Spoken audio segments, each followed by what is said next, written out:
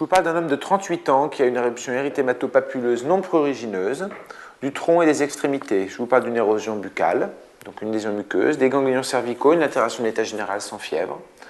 C'est évolué depuis 15 jours. Il a eu une ulcération génitale 3 mois auparavant, un rapport sexuel extra-conjugal non protégé, résolutif. Quel est le diagnostic le plus probable justifié? On a des petits réflexes en dermatologie, d'accord? Un malade qui se gratte, on pensera toujours à la gale, d'accord? Une éruption cutanée, quelle qu'en soit la sémiologie, on pensera toujours à une toxidermie, une réaction médicamenteuse. Et une éruption rouge, maculeuse ou papuleuse, un rash, d'accord? Aigu ou subaigu, toujours évoquer la syphilis. C'est une grande simulatrice, elle peut donner différentes lésions cliniquement tout à fait différentes, maculeuses ou papuleuses, cutanées ou muqueuses, plus ou moins fébriles. Il fallait donc évidemment évoquer une syphilis, mais ça ne suffisait pas. Vous savez que la syphilis, il y a une classification qui premièrement est sémiologique. Vous avez la syphilis primaire, le chancre, la syphilis secondaire, l'éruption, la syphilis tertiaire, ce sont les atteintes viscérales, vasculaires, neurologiques, les gommes, etc. Il s'agissait ici d'une syphilis secondaire, puisqu'on était au stade de l'éruption et que le chancre était antérieur. Et il y a également une classification chronologique de la syphilis. Vous avez les syphilis que l'on dit précoces, qui sont les syphilis primaires, secondaires et les syphilis latentes de moins d'1 an. Une syphilis latente est une syphilis qui est sans signe clinique, mais uniquement sérologique. Donc primaire, secondaire et latente de moins d'1 an égale syphilis précoce. Syphilis latente de plus d'1 an et syphilis tertiaire égale syphilis tardive. Pour justifier, il fallait parler des facteurs de risque de maladies sexuellement transmissibles chez ce patient, puisqu'il avait eu un rapport sexuel non protégé extra-conjugal. Il y avait un antécédent d'ulcération génitale qui pouvait correspondre à un chancre qui n'avait pas été traité. Et le chancre syphilitique survient entre 3 semaines et 6 mois avant l'éruption. Donc le délai était compatible entre chancre et éruption, entre phase primaire et syphilis secondaire. Et les signes cliniques étaient tout à fait évocateurs avec l'éruption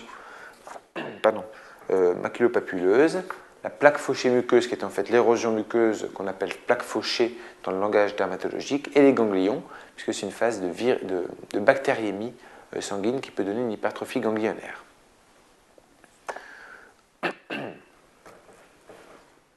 Question numéro 2. Quel signe clinique vous aurait orienté vers le diagnostic si vous aviez examiné le patient il y a 3 mois? Eh bien, il y a 3 mois, c'est à l'époque du chancre, d'accord? Vous devez savoir raisonner devant une érosion, une ulcération d'une muqueuse, notamment génitale. Comment est le chancre syphilitique? Le plus souvent, typiquement, c'est une question de cours, il est unique, d'accord? Il n'y a qu'une seule lésion.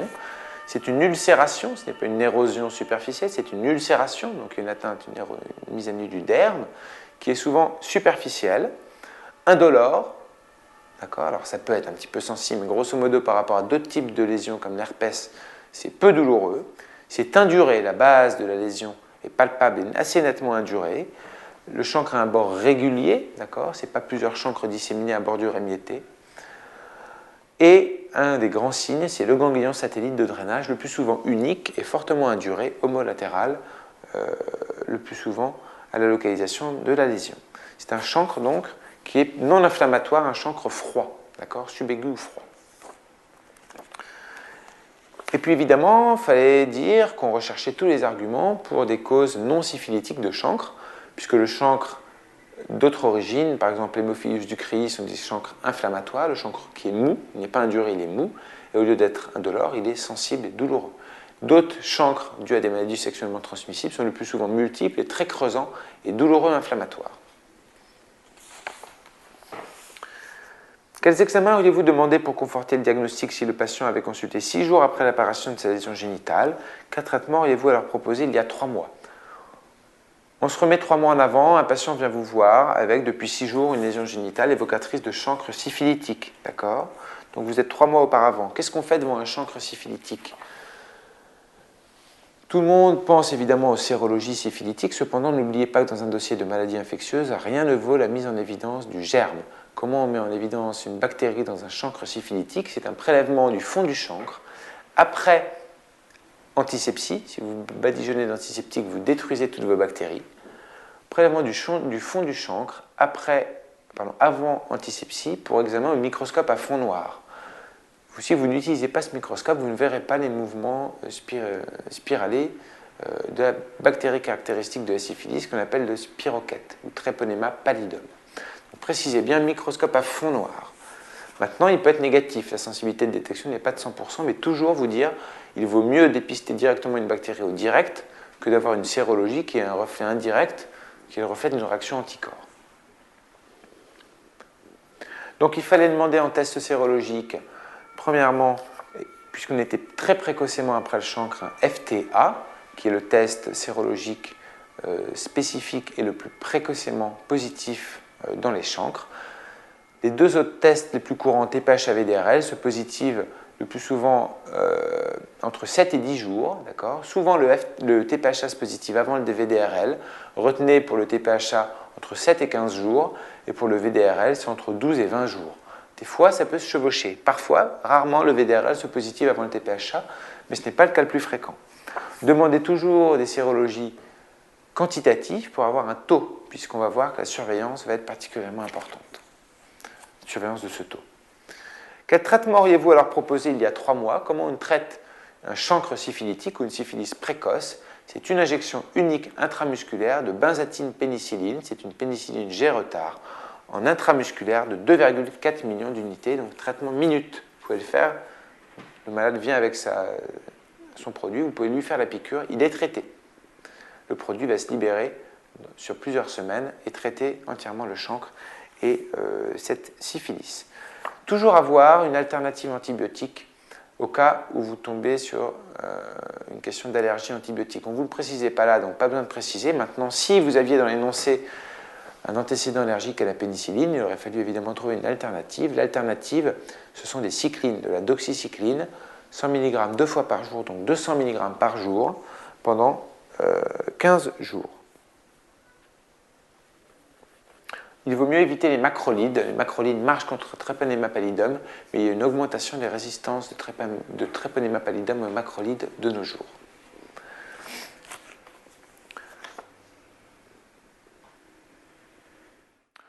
Je vous dis question 4. Quel traitement de l'épisode actuel proposez-vous et pourquoi? Donc actuellement, le malade, il est devant vous. Il a un petit fébricule, des ganglions, une érosion muqueuse, une éruption syphilitique, des ganglions. Il a une bactériémie à Treponema pallidum. Cependant, on est au stade de syphilis secondaire. Ça reste une syphilis précoce. Donc le traitement va être identique à une syphilis primaire, puisqu'on traite pareillement une syphilis précoce. Que vous ayez le chancre ou l'éruption, ça reste moins d'1 an. Une injection intramusculaire de 2,4 millions d'unités unique, traitement minute, par extensiline ou benzatine pénicilline ou pénicilline G retard. Tout ceci veut dire la même chose. 2,4 millions d'unités dans une fesse en intramusculaire. On peut, dans les syphilis secondaires, mais c'est à ce jour optionnel, ajouter une petite corticothérapie générale pour prévenir la réaction d'Herxheimer. On me demande ce que c'est que la réaction d'Herxheimer. C'est lorsque vous traitez par antibiotique votre syphilis, les tréponèmes vont se détruire, vont se liser et peuvent libérer des substances pyrogènes qui donnent de la fièvre, 39, rarement plus, des douleurs musculaires, des douleurs articulaires qui sont dues à une réaction à complexe immun liée à la lyse des tréponèmes. Vous pouvez prévenir ces quelques symptômes par du paracétamol premièrement et 2-3 jours d'une corticothérapie générale à 1,5 ou 1 mg/kg à commencer le jour de l'injection. Les gens qui font les réactions d'Herxheimer sont plutôt les syphilis tertiaires ou les grosses syphilis, les très profuses, les syphilis secondaires très profuses. Les sujets infectés VIH font souvent également une réaction d'Herxheimer et les femmes enceintes également, même si la syphilis chez la femme enceinte est relativement rare. On me demande est-ce que le patient a l'obligation de se traiter. C'est comme dans d'autres pathologies, comme notamment l'infection VIH, vous informez le malade des risques, mais il n'y a pas d'obligation. Si le malade refuse le traitement, il est libre de refuser le traitement. Vous ne pouvez pas le forcer à prendre un traitement antibiotique. Il doit simplement être informé des risques. Question 5. Quels sont les conseils à donner aux patients, les mesures de santé publique à prendre? C'est un réflexe, d'accord? Une maladie sexuellement transmissible. On ne fait pas que traiter un patient, on traite tous les sujets contacts, tous les sujets qui ont eu des rapports sexuels, quel que soit le rapport sexuel, puisqu'il n'y a pas que les rapports sexuels génitaux qui sont à risque, les rapports anaux, oraux le sont également. peut attraper une syphilis sans rapport génital. Donc, convoquer, faire convoquer, mettre au courant, convoquer, prélever, examiner, voire traiter tous les sujets contact, qui ont eu un contact sexuel avec le patient. Si ces sujets contacts ne peuvent pas venir, il faut leur prescrire systématiquement un traitement systématique en considérant qu'ils ont été atteints. Si on peut les avoir sous la main et les prélever, évidemment, on ne le traitera qu'en cas de positivité des prélèvements. Donc, dans l'attente de la guérison, en moyenne 15 jours, il faut préconiser des rapports sexuels protégés ou une abstinence de rapports sexuels pour le patient. Vous devez dépister chez le patient et chez les partenaires d'autres maladies sexuellement transmissibles. Premièrement, en interrogeant, examinant votre patient localement, au niveau de la bouche, au niveau vulve, pénis, anus. D'accord. Prélever l'ensemble de ces lésions. Premièrement, recherche de gonocoque. Deuxièmement, une PCR chlamydia, puisqu'on sait que chlamydia trachomatis est fortement associé à la syphilis et au gonocoque. Et faire une prise de sang, une sérologie, des sérologies virales, notamment une sérologie VIH, hépatite B et hépatite C, qui font partie du bilan MST minimal. Donc n'oubliez pas de traiter, de convoquer et traiter surtout tous les sujets contacts. Voilà, ça c'est l'essentiel pour rompre une chaîne de contamination. Maintenant, vous avez pour obligation d'informer votre malade.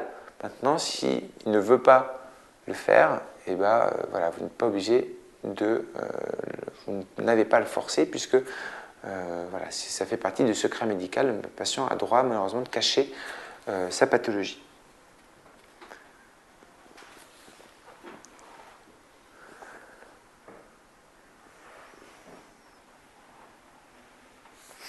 Question numéro 6. Quel va être le meilleur marqueur biologique de surveillance chez ce patient et à quelle fréquence? Comment juger de l'efficacité du traitement? Le meilleur marqueur biologique, c'est le VDRL. D'accord. On sait que le VDRL diminue, voire est se négative sous traitement. Au contraire du TPHA, TPHA est un test tréponémique qui diminue, le taux diminue avec le traitement, mais qui reste toujours un petit peu positif. C'est ce qu'on appelle la cicatrice sérologique. Donc il ne faut pas s'obstiner à retraiter un malade sans cesse par extensiline en se disant on va négativer ce TPHA, il ne se négativera jamais, il restera sous forme d'une trace cicatricielle sérologique. Le VDRL, par contre, va diminuer. On considère souvent un facteur 4 à 3 mois, facteur 8 à 6 mois, et une négativation à 1 an en cas de syphilis précoce, à 2 ans en cas de syphilis tardive. Donc facteur 4 à 3 mois, facteur 8 à 6 mois, négativation à 1 an, si syphilis précoce, à 2 ans, si syphilis tardive. N'oubliez pas quand même que la guérison clinique est également très importante, même si l'ulcération guérit souvent très rapidement, de même l'éruption, avec le traitement antibiotique.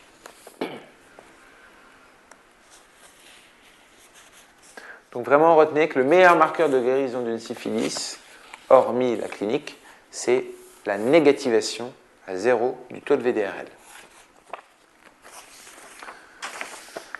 Quelles sont vos hypothèses si ce marqueur reste élevé ou remonte à distance de votre traitement? Donc, si le marqueur ne descend pas ou remonte, malgré dans les taux que je viens de citer, qu'est-ce qu'on évoque? Premièrement, une recontamination. Le sujet peut avoir des facteurs de risque de maladies sexuellement transmissibles, c'est être recontaminé avec une partenaire ou un partenaire qui n'a pas été traité, ou avoir eu d'autres rapports à risque. Donc une recontamination. D'accord. Classiquement, le patient n'est plus contagieux en 15 jours et reste protégé à peu près 1 mois avec l'extensiline. Maintenant, de recontamination, il n'a plus d'antibiotiques et il se réinfecte. Il n'y a pas d'immunité protectrice contre la syphilis. On peut faire plusieurs syphilis dans une vie. Les sérologies qu'on voit, les anticorps sont des marqueurs d'infection, mais ils ne sont pas protecteurs. Ce ne sont pas des anticorps qui protègent de la maladie. On ne se vaccine pas contre la syphilis. Deuxièmement, l'inobservance du traitement. Mal n'a pas fait le traitement. Mal n'a pas fait le traitement. Et donc, évidemment, le VDRL ne monte pas ou ne descend pas ou ne remonte pas.